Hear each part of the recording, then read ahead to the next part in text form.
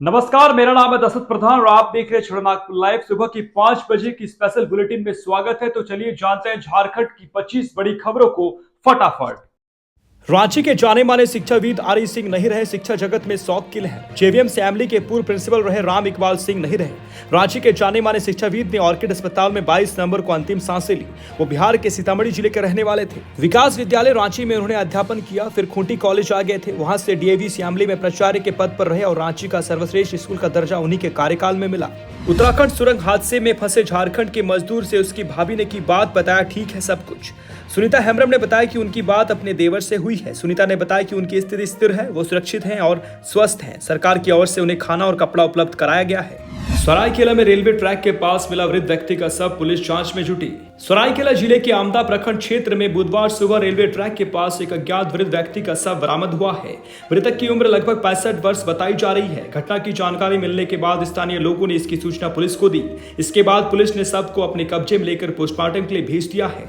पाकुड़ में 1 जनवरी से शुरू होगा धान की खरीदारी। 50,000 क्विंटल धान खरीदने का रखा गया है लक्ष्य। पाकुड़ जिले भर में धान की कटनी शुरू हो गई है। किसान धान को काटकर अपने खेतों में सूखने के लिए छोड़ दिए हैं। जिले के कुछ जगहों में धान की तैयारी भी शुरू कर दी गई है। वहीं दूसरी ओर धान की खरीदारी को लेकर सहकारिता विभाग ने प्रारंभिक तैयारी शुरू कर दी है। जिले भर में 1 जनवरी से धान की खरीदारी शुरू कर दी जाएगी। इस बार जिले में 50,000 क्विंटल धान खरीदने का लक्ष्य रखा गया है। साहेबगंज में जमीन विवाद में पिता और पुत्र के बीच हुई मारपीट, दोनों घायल। साहेबगंज नगर थाना क्षेत्र के गुल्लीभट्टा मोहल्ला के यदु मोड़ के समीप जमीन विवाद में मंगलवार को पिता व पुत्र के बीच हुई मारपीट की घटना में दोनों घायल हो गए। दोनों घायल इलाज के लिए सदर अस्पताल पहुंचे, जहां चिकित्सकों ने घायल पिता व पुत्र का इलाज किया। मिली जानकारी के अनुसार घायल पिता दिलीप कुमार सिंह व पुत्र धर्मेंद्र कुमार सिंह है। रोजगार के नाम पर 40 लाख की ठगी, 9,000 लोगों को लगाया गया है चूना। जिरवाबाड़ी ओपी क्षेत्र अंतर्गत ग्राम बड़ा लोहांडा स्थित एक फाउंडेशन पर रोजगार देने के नाम पर 40 लाख रुपया ठगी करने के मामले में उक्त कंपनी में काम करने वाले कर्मियों ने आरोप लगाया है।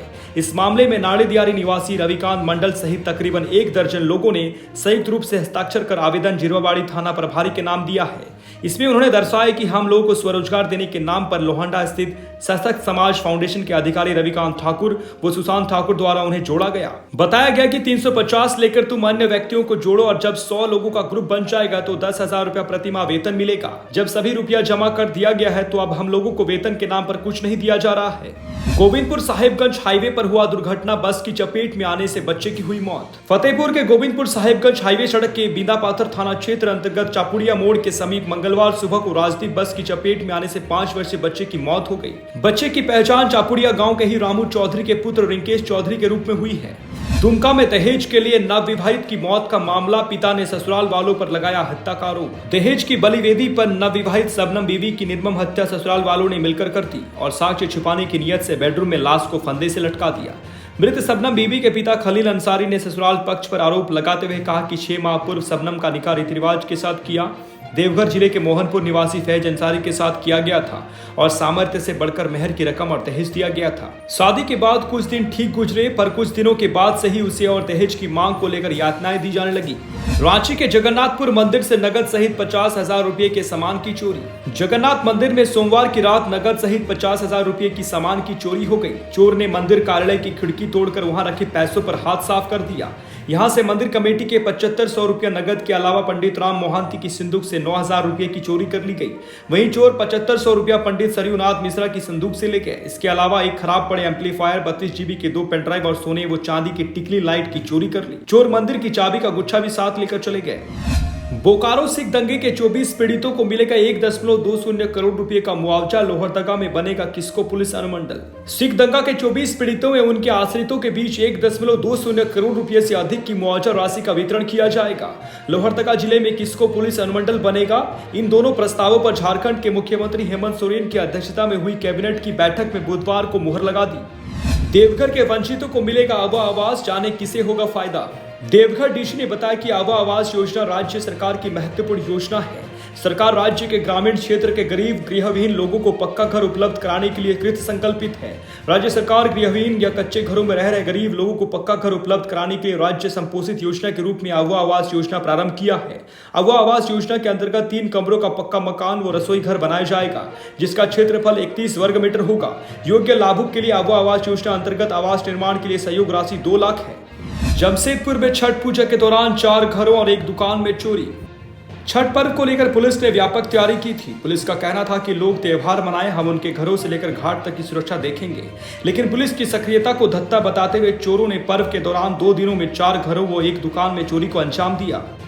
मानगो के उलडी थाना अंतर्गत महावीर कॉलोनी निवासी उदय सिंह परिवार के साथ सोमवार की सुबह छठ मनाने डिमना लेक गए थे। लौटे तब देखा कि ताला तोड़कर चोर अलमारी व बॉक्स पलंग से 10 लाख के जेवर और 60,000 रुपया नगद लेकर फरार हो चुके थे। झारखंड के इस जिले में मिला लिथियम का भंडार। भारतीय भूविज्ञानिक सर्वेक्षण की जांच में हुई पुष्टि।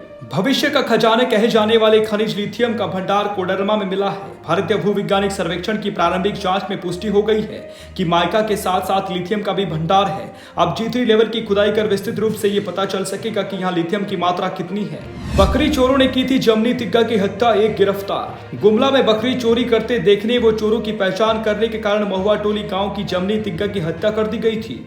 सुरसाग पुलिस ने जमनी हत्याकांड का उद्भेदन करते हुए अप्राथमिक अभियुक्ता महुआ टोला निवासी समीउल्लाह शाह को गिरफ्तार कर सोमवार को जेल भेज दिया है, जबकि अभियुक्त नसरुद्दीन शाह वो एक नाबालिग फरार है।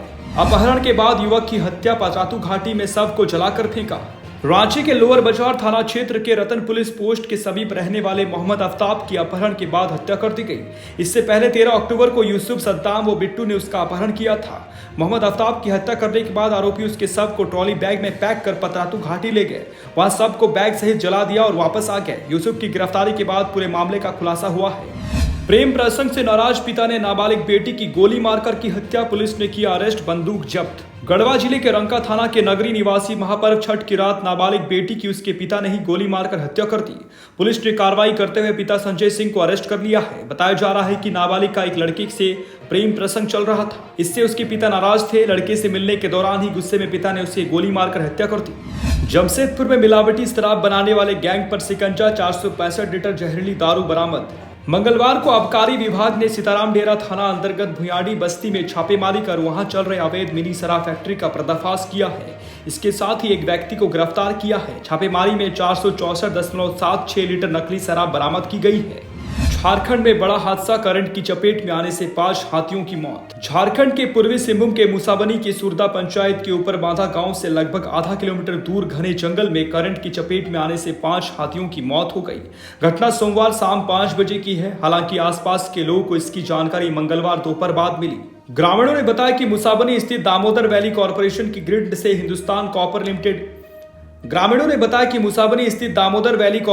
ग्रिड से हिंदुस्तान कॉपर लिमिटेड के महभंडार को बिजली की आपूर्ति 33,000 केवी तार से की जाती है। इस तार के नीचे वन विभाग ने ट्रेंच खोद रखा है और उसकी मिट्टी को उसी के बगल में ऊंचा टीला बनाकर छोड़ दिया है। इससे वहां तार और मिट्टी के टीले के बीच की ऊंचाई काफी कम हो गई है। सोमवार के शाम हाथियों का झुंड जैसे ही वहां पहुंचा, उनका शरीर 33,000 केवी तार से सट गया।